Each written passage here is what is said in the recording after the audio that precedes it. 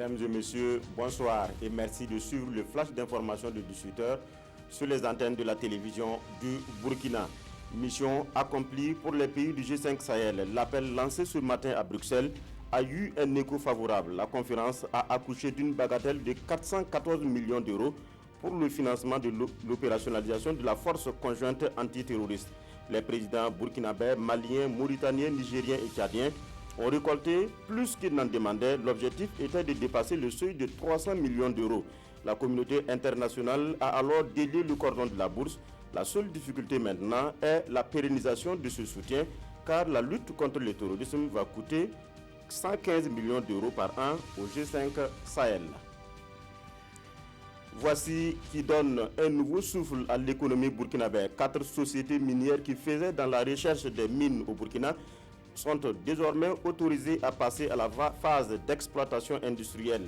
Les conventions signées hier entre les 4 sociétés minières et l'État burkinabé devraient générer des recettes estimées à plusieurs milliards de francs CFA ainsi que de l'emploi. Ce sont des sociétés qui seront basées à Oundé dans le Tui, Yéhou dans le Namantenga, Diaro dans le Naouri et Tinakof au Sahel.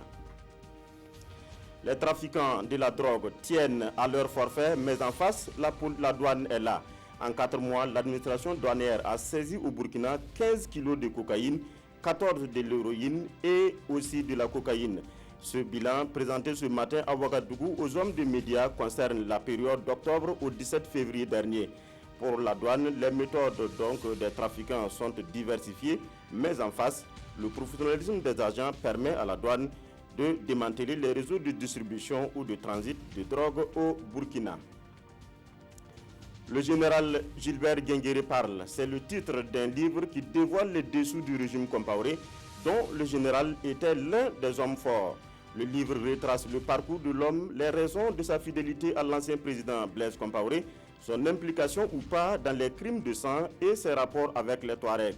L'œuvre est écrite par notre confrère Aristide Cherhoulon.